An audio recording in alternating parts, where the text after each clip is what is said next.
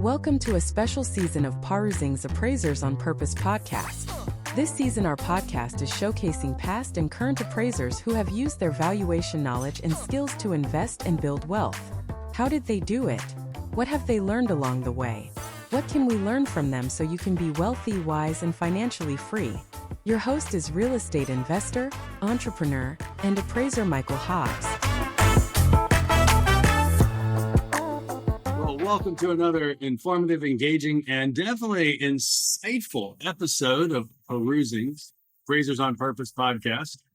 I'm your host, Michael Hobbs, and I just say thanks. We look at what we have been able to do together because of your feedback, your recommendations, your suggestions, and your generosity, continuing to share this to more and more professionals, both in and around the industry. It's been great to hear from so many people not in the industry who have gained insight into the industry, making a difference for you, your clients, and your opportunities, your future. With that, we know we can't do it without you, so thank you for not only subscribing, but more importantly, liking this episode. You're definitely going to like what you hear from Lily. She's got such a great perspective, such an interesting background, and so much that she's already accomplished. Lily, thanks for joining us. Thanks for having me. It is our pleasure. It is our pleasure. Lily, we're very curious. We want to know, were you born this way, or how did you get into the appraisal valuation profession? Definitely not. Tell us about it. Well, so as you might have already noticed by my accent or maybe mistakes that I make when I speak, I'm not from here. I moved to the United States from Russia about 16 years ago. Okay. I was 20. Wow. And I got on a plane alone, left my whole family behind, and landed in New York City. It was just 2 suitcases, student visa, and no idea what I was doing. Amazing. Wow. You came over on a student visa. Yeah. I just had what was it like? I don't know. I just had a very strong belief that I was supposed to build a life here. Yes. Yeah. So back in Russia, I was studying linguistics. My major was English, and yes, it helped me communicate where I got here, but it wasn't going to pay my rent in New York City. Yep. So, and when you're an immigrant, you have no room for romantic career choices. So you think in terms of survival. And so I switched, and I got my bachelor's degree in accounting at Baruch College here in New York. Mm-hmm. Accounting felt safe and stable. One of those careers that your parents can brag about. My daughter's an accountant in America. Sounds successful. I love that. Oh my gosh. So yeah. My first job was at BNY Mellon doing accounting for ETFs. And to be honest, it was nothing like I imagined a Wall Street job would be. Ooh. No. It was repetitive. I did the same thing every day, the same numbers, same reports, same screens. And I didn't even understand the purpose behind my work. I didn't know who it helped and how it mattered. That's hard. Yeah, I just felt like a tiny screw in a massive financial machine. That is definitely the case. For anyone who's worked in back office processing for especially accounting around ETFs or other daily close kind of activity, it was high level of monotony. Very. I second that. Wow. How long did you last in that role? Only about a year. And I still remember that moment sitting at my desk, staring at my computer and eating my lunch, same spreadsheets. And I'm thinking, is this really my American dream? I left my country for this. Oh my goodness. That's tough. Oof. Yeah. That's tough. So go ahead. What was your answer? I ran away. I ran away from accounting. I was done. I wasn't going to try any different kind of accounting. I was just, oh my gosh, that's not for me. Yes. And I made a pretty drastic change. Yes. A friend of mine at that time worked at Xerox, and okay. she said, I'm into sales. You'd be good at it. Yeah. And I was thinking to myself, sales, Wow. me? Like, I never thought about it. And now I'm supposed to sell printers and cold calling. So, but I also knew this, that people who know how to sell, they survive anywhere. And if I wanted to build something of my own at some point, I need that skill. Yes. So I did it. I joined Xerox and I sold printers in New York City. And let me tell you, if you can convince a New Yorker to buy a copier when there's a still technically working, you can do anything in life. I'm impressed, Lily. I'm impressed. So you must have done so well that you're already retired. No, I didn't do all that well. It was tough. Cold calling, rejections, quotas, rude people. Yes. It changed me. I mean, it taught me so much. It taught me how to talk to people, to convince people, negotiate, compromise, all that good stuff. Yeah. But it also made me realize that it wasn't for me. And after a few years, when COVID hit, I thought, if the world is ending, I'm not going out there selling toners and service contracts. Wow. That's something else. Yeah. Oh wow. Yeah. So you didn't retire from selling hitting the company's number one records for selling copiers and technology. No, but I did retire from sales at that point. Okay. I like that. No, I don't know. Everything in life is sales. I don't think you can ever retire from that. It's a great point. Yeah. I agree with you on that one. So Definitely agree with you. So you're in this, your friend gets you into, Xerox sales, and then what happened? well, so after I decided that it's not for me during COVID, I turned to real estate. And because it's Really? always my secret obsession since I was a kid. Love that. I loved looking at buildings, floor plans, peeking into people's windows respectfully. Oh, I love that. Nothing creepy. Nothing creepy at all. Not at all. No. But I always wondered, how do people live? How do they organize their homes? How many bedrooms they have? How many bathrooms they have? And how much does this apartment cost? Yep. So I thought everybody liked that. I guess not. Well, but some people do, though. Some people do. So here you are. So did you do self-study, or did you do some online education, or what came next? Yeah, so during COVID, I finally said, this is it. This is what I'm going to do. And I started talking to friends who are in real estate. I started reading books on real estate, listening to podcasts, doing Zoom networking before it was a popular thing. Wow, I love that. Good for you. Very awkward. Talk about resourcefulness. Very awkward, but got to do it. You do what you got to do. Yep. And I definitely appreciate that. Yeah. And then after that, I told my husband that we're going to buy multifamily properties. Really? And he looked at me like I was insane. But, he said the magic words. He said, okay, I support you, but you're responsible for everything. Oh, wow. Love that. That is so good. Talk about focus, commitment, and accountability. Right. And I took all of that upon myself. You got it. That is amazing. Yeah, and that's how we bought our 2 properties, multifamily properties. We have one. Oh, really? Tell us about that. Yeah, we have one in Vermont, Brattleboro, Vermont. It's a 5-unit multifamily home. And another one is in Keene, New Hampshire, just 7 units. Really? Yeah. Yeah. How did you find your first property?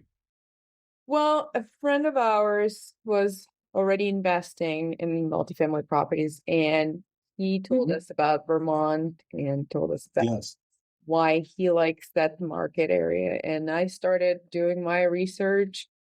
I was looking at MLS, created my deal builder, started putting in numbers and analyzing deals, bunch of them every day, and numbers work.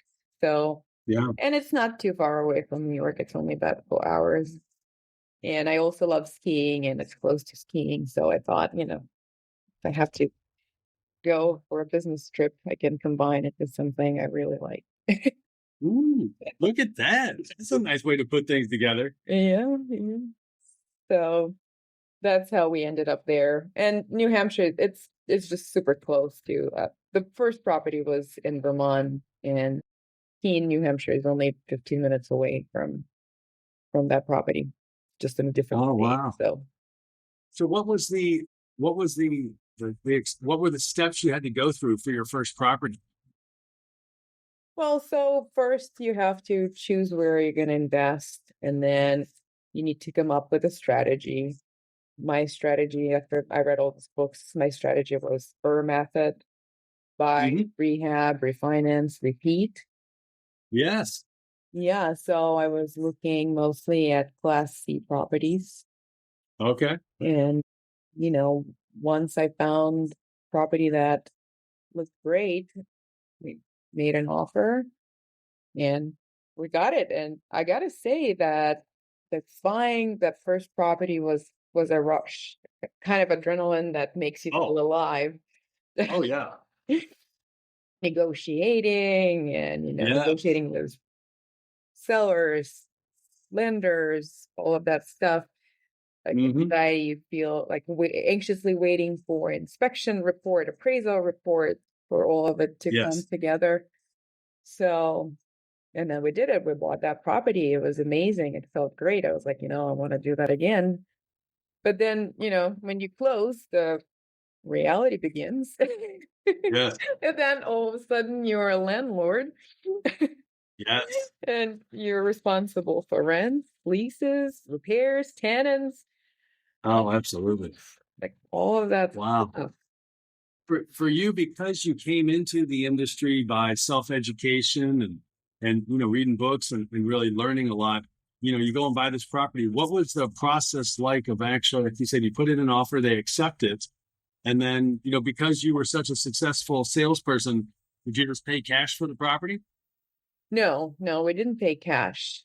But, but we did not have a broker. That was our approach. We were just contacting sellers, and our only contingency was inspection. So, because you want to move fast, and and thankfully that property, like everything was great. So it went through. Even though once I got one property under contract, it looked great on paper. Like, MLS pictures looked amazing. Numbers were great.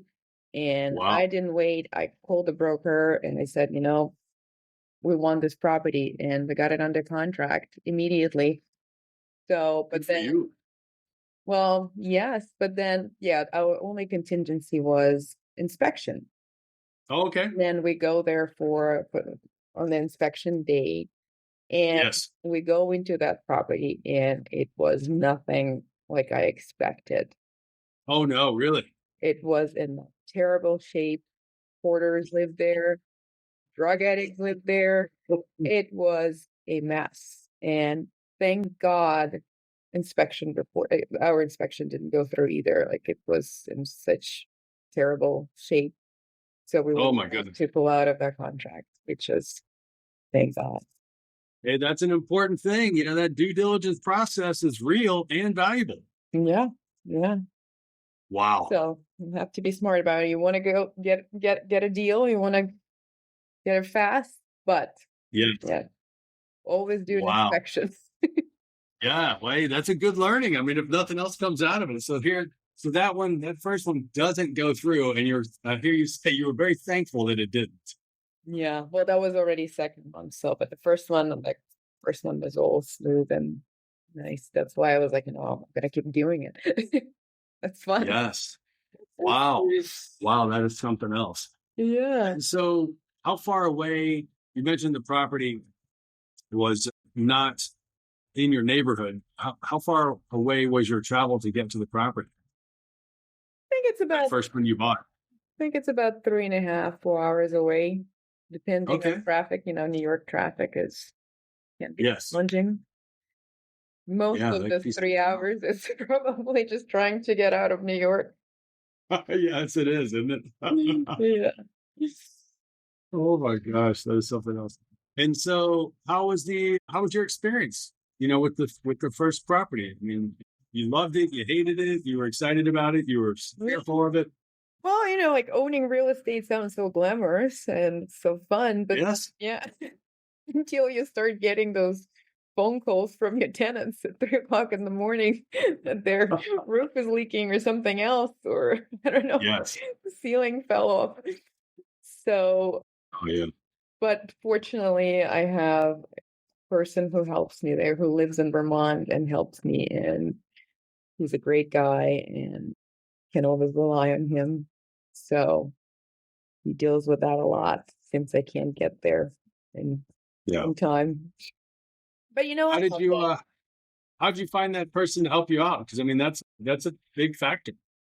Through friendship, that the friend that I already mentioned who was investing in Vermont, he was Yes. working with that guy, so he introduced Okay. us to him, and so started working together, and been 5 years. Well, yeah, Really? That's fantastic. Congratulations on it. thank you. That is great to. And so did you buy up the whole neighborhood or what happened with because you had your friend in that geographic area? Well, then we bought the other one in New Hampshire, but as I said, it's like only 10 or 15 minutes away from our first property. Yes. So my property manager still is like able to go there. So Okay. he deals with both properties. Yeah. Oh, that makes sense. And then how did you find your second property then, which was only about 15 minutes away? Well, so my property manager told me about Keene, New Hampshire, and he said that it's a college town and it's a great place to invest and look. And so it's the same thing. I just started analyzing bunch of properties every day until I found Hmm. the one that made financial sense. And yeah, went through that same process again. Hmm. Yeah. And when you talk about you're doing deal analysis regularly, how are you getting access to information and what was your methods of doing the analysis? Well, so actually, luckily, at least at that time, New England MLS was open to public. So you did not, Oh, okay. yeah, so you can just go and look at all the properties that are listed there. And, I've created my own Excel deal builder, putting in the numbers. And I also, Yeah. with brokers, talk to them, trying to get more information about the neighborhood and tenants and stuff like that. Mm. Yeah. Oh, wow. That is phenomenal. Yeah. And then, a lot of people, you know, talk about how in the last number of years, you mentioned that you came here 16 years ago. So that's a pretty appropriate time frame. How much things have changed in terms of access to information. And you're a perfect example of someone who had an interest, pursued it, and through your own efforts and access to information, you got to the point that you could become a real estate investor, learning, the mechanics of valuation. Because I mean, in order to buy, you're really doing valuation. And then more importantly, figuring out which properties not to buy is as important as which ones to buy. And that's a phenomenal thing that you obviously were developing your skills at. Yeah. How did you continue to become better at choosing what to invest in? Like why you chose a second property versus all the ones you didn't choose? Well, as I said, you just read a lot of books. I mean, there's so many books on that, and there are different websites and blogs, and we talk to people and we try different methods. And, you know, the main thing is to be conservative, obviously, with the numbers. And, the numbers a lot of times don't lie. It's, I guess Yes. that's my accountant and me says that. But yeah, it was in modern world, like you can do everything from home. Just, there's so much available online.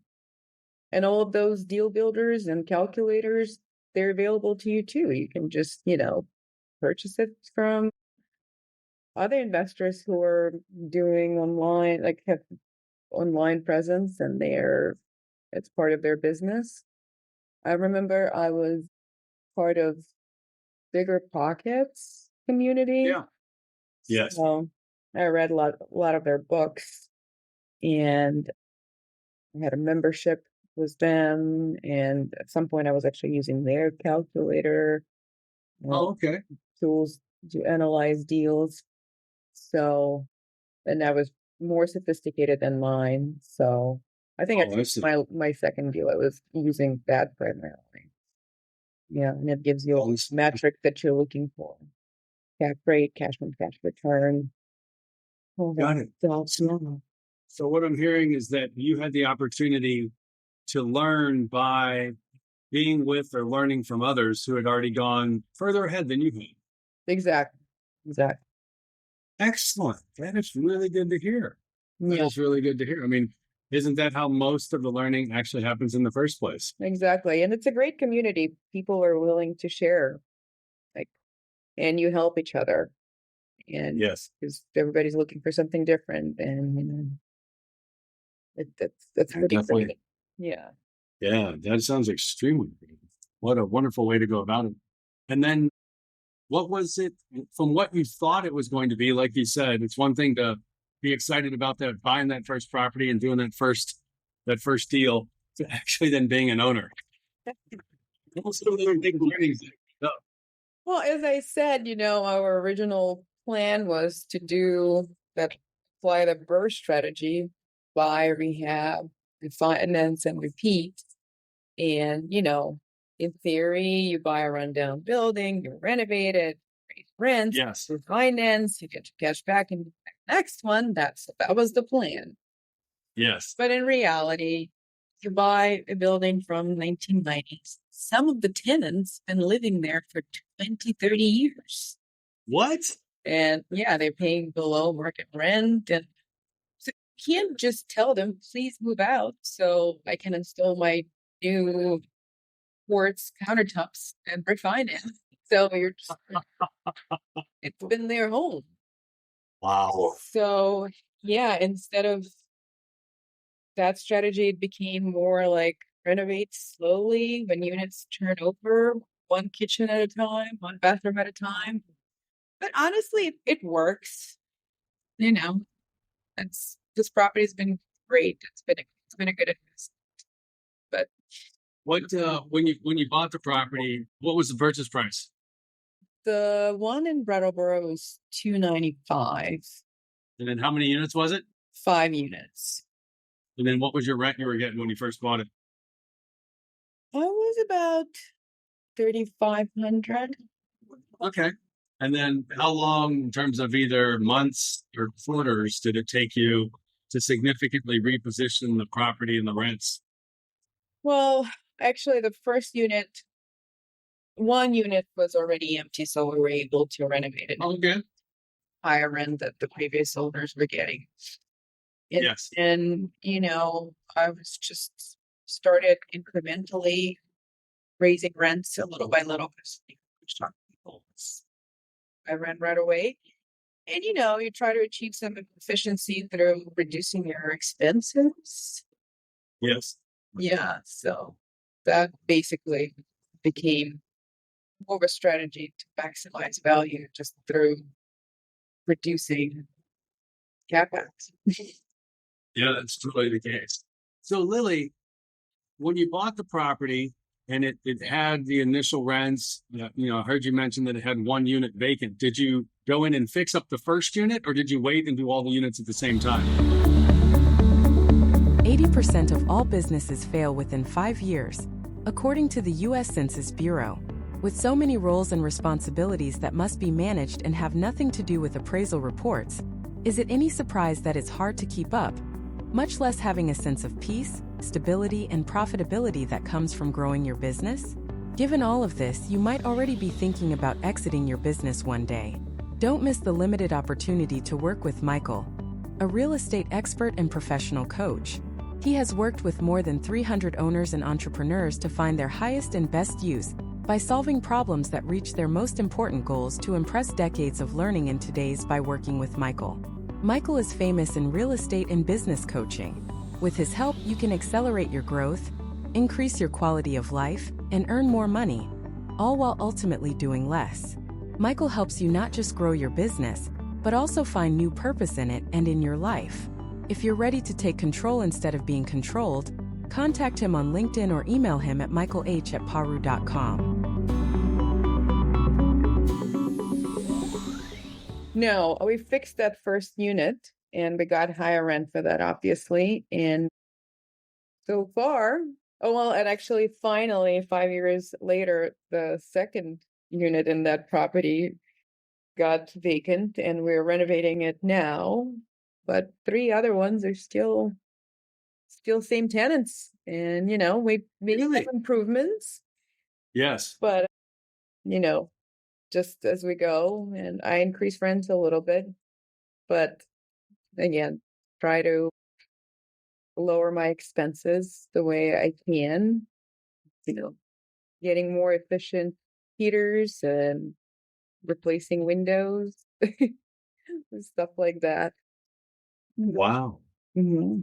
That is quite the experience. So you went from $3,500 in rent. How much are you getting in rent now? Let me think about it. Well, so now that one is vacant, but it was almost 5 now. Yeah. Wow, that's fantastic. Congratulations. Yeah, thank you. That is absolutely great to hear. How has the value moved over time? Well, it definitely appreciated. We haven't sold it, so we don't know what's it going to be like. But if you look at Zillow, it looks better than it was. I think it's, Yes. yeah. So hopefully it will be a cherry on top when we sell it and appreciate it well. Got it. Mm-hmm. Yeah. That completely makes sense. Yeah.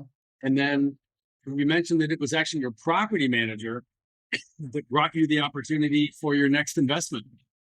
He pointed out that Keene, New Hampshire is a good market. And that's started looking there. And we're pretty happy with that too. But it's a college town, and my property's right next to Keene College. And sometimes I have struggles with my tenants, I understand. Those things do happen, don't they? Yeah. So, but we've had some turnover. So, and we're pretty. We take time to find a good tenant. So we're not rushed to get apartment occupied. We find a good tenant that is going to stay with us for a long time and pay in time. That makes a world of difference. Gift cards or something like that. Yeah, I completely agree. I don't know if he's still around. Back in the day, we're going back a while now. This is, before, we're talking even MP3s. It was quite common for people to go visit different real estate investment clubs, and they had their own programs or packages. These days, so many of them are offered on YouTube, and you can just sign right up and go through their pipeline.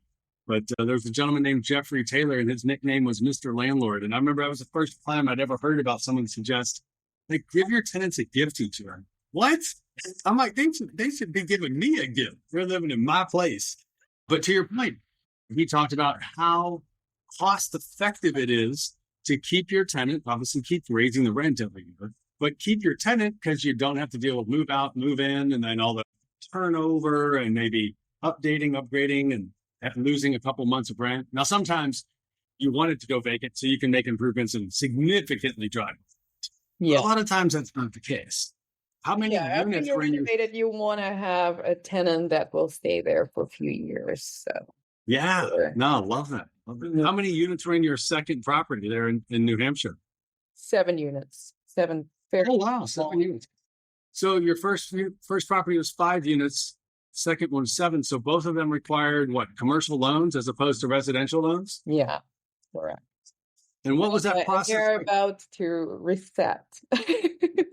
So Yes, yeah, that's the difference people don't know about the commercial loans. If you don't get 30-year terms on most of the commercial loans. I know, and that's very unfortunate because obviously during COVID we got pretty good rates. And Yeah. in fact, my Vermont property is like literally about to reset in a couple of weeks. Okay. And we'll see how things change. I anticipate Yep. it's still gonna be fine, but it will be slightly different. We get it. Yeah. Wow, that's fascinating. And so same thing with that 7 unit property. Did you buy it because of the existing income or did you buy it to improve the income? Both.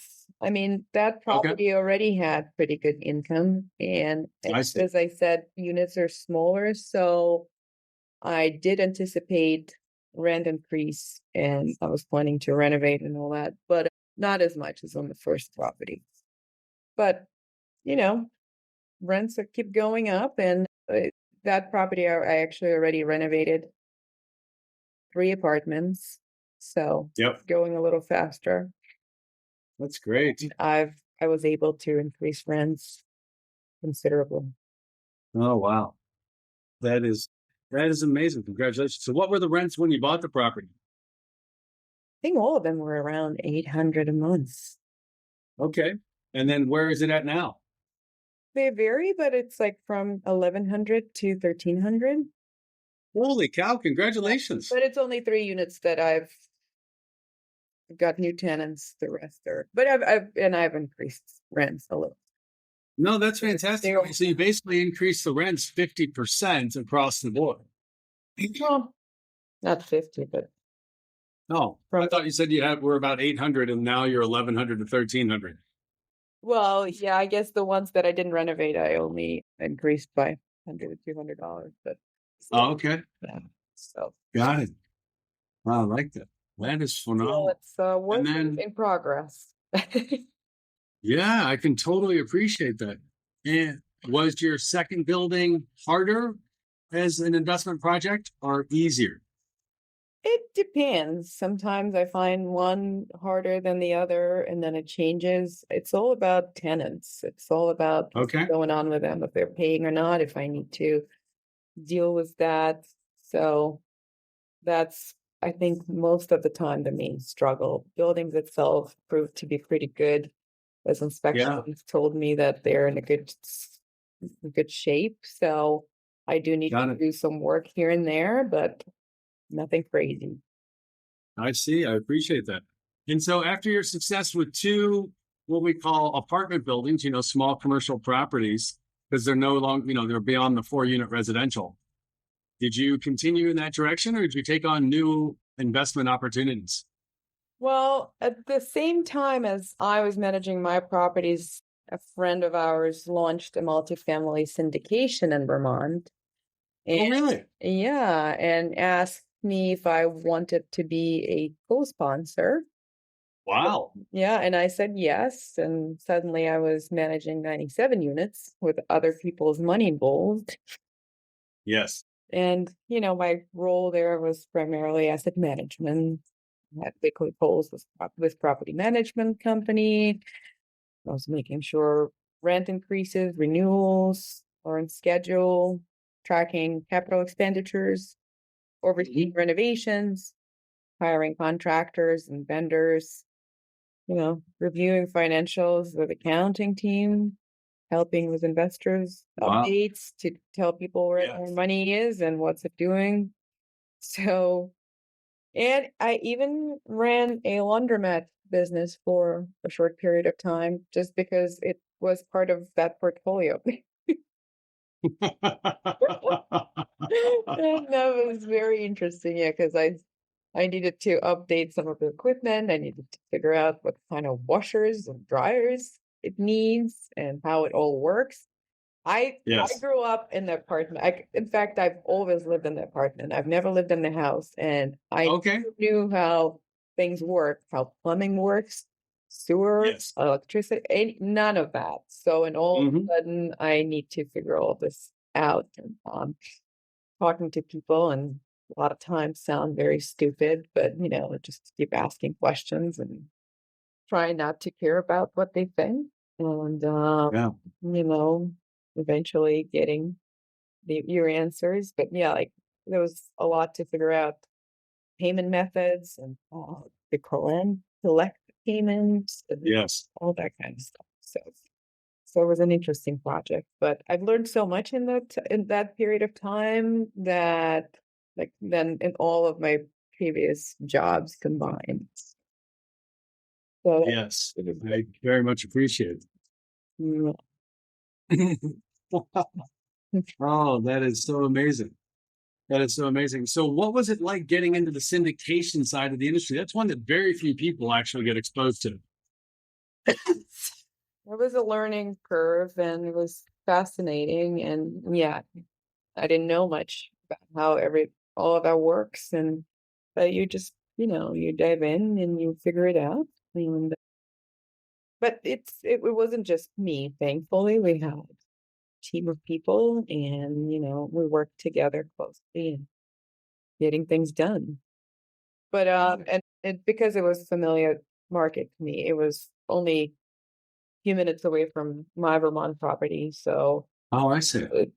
The struggles were the same, and you could use it on the same vendors and contractors. So from that perspective, it was kind of great. Oh, I understand. Yeah. I appreciate that. And then how you mentioned syndication. So did they raise the money first and then go buy the properties? Yes, but my partner was mostly doing that. I got in as an asset manager mostly. So he sourced the deal and found investors, and we were co-sponsors as well. I see. I totally appreciate that. How much did the syndication raise? Oh, let's think about it. Can't tell you right to refresh the memory and all that. It's been a while. 5 million, 50 million, 500 million? No, 3 million, I think. Okay. And then because you had an accounting background, as well as you were, learning your way through the investing side of things, what did you find that you like syndications more or less than being a direct investor? Well, being direct investor is more fun. Yes. Yeah. And you have more control over what you're doing, but it's also more. Yes. And I guess responsibility is the same, because there it's responsibility only for yourself. With syndication, it's other people's money, so it's a little different. Like, with my properties, I felt like, if I can't evict this tenant and renovate, it's okay. I'll just wait. I'll do that later. When you have investors, it's different, because Yes. you promised them certain returns, and you have to follow your strategy and be a little more ruthless. So, and that part is hard. It is indeed hard, indeed hard. So have you gotten back into direct investing or just stayed on the syndication side? Well, no. After that, appraisal happened. That's the problem. Oh, wow. Tell us about it. Yeah, tell us about it. This is part of a story that probably got me invited here. Yeah. Tell us about it. Yeah, so like, even though I was investing and managing properties, I still felt like I didn't fully understand how value is created, and I still had capacity for something else. So I decided to go deeper into valuation. I signed up for appraisal courses, passed exams, and I applied for a trainee position. And Capital Appraisal Services took a chance on me. They trained me. They handed me a clipboard and a measuring tape and said, okay, go measure people's homes in Brooklyn, Queens, Bronx. And Wow. Appraising co-ops, condos, single multifamily homes. Yes. Yeah, and I like it. It forces you to understand value from the ground up, not just emotionally, but mathematically. And you learn how the market actually works, not just Zillow value, but those deals, adjustment, absorption rates, GLA, external and functional obsolescence, all of that stuff.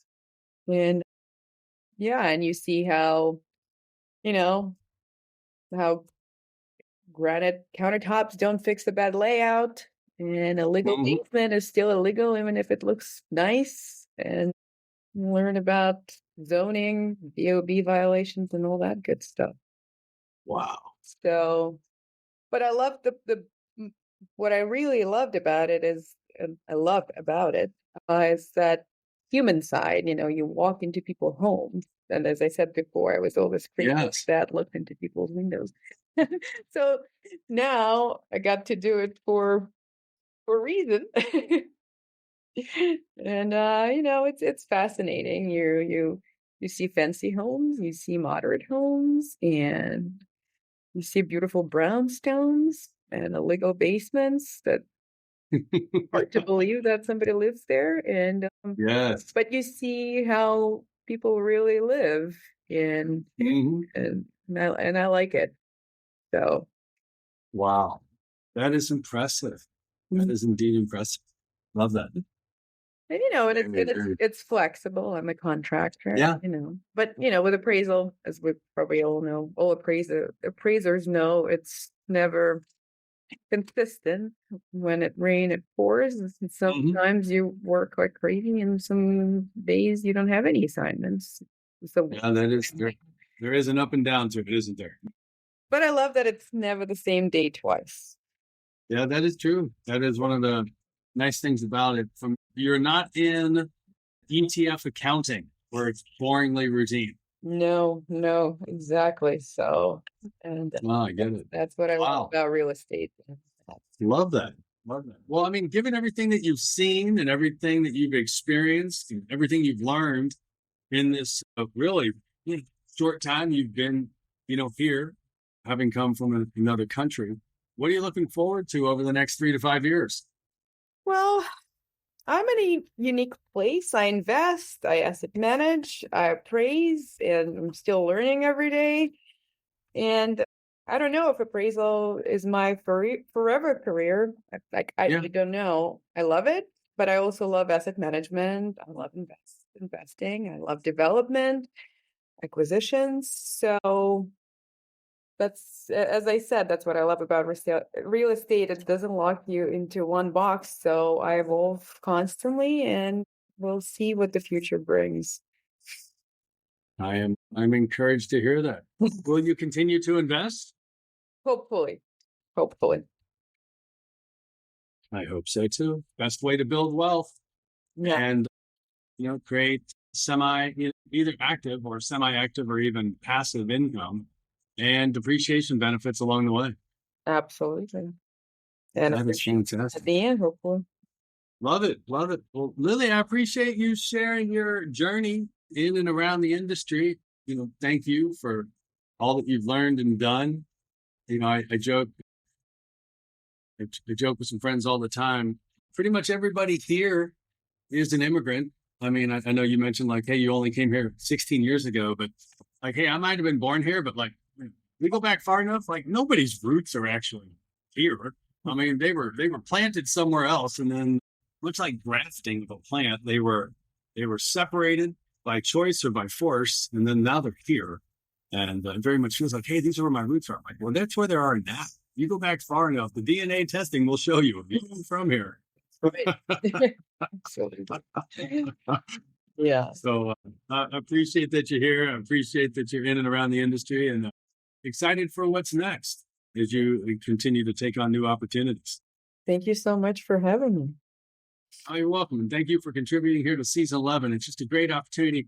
Some people come through appraisal first and then they get into investing. And some people like you get into investing first and then get into appraising and find that either way it works so well. So again, thank you so much, Lily. Thank you. Excellent. And thank you, everybody, for another engaging episode. And look forward to your comments. Definitely. Hey, if you want to get into syndications, Lily's somebody to talk to. Yes. Have a great day. Bye. Thank you for listening to Perusing's Appraisers on Purpose. Your enjoyment, enthusiasm, and encouragement are contagious. What an honor to highlight the paths and achievements of our guests. Thank you for doing what only you can do, clicking subscribe, clicking like, and then sharing this with 2 peers. When you signal to Spotify, LinkedIn, and YouTube that appraisers are valuable, everyone's life and work are elevated. We'd love to hear from you. Post a comment and then message on LinkedIn. Again, thank you for your time listening in on Perusings. Go create the change that you seek.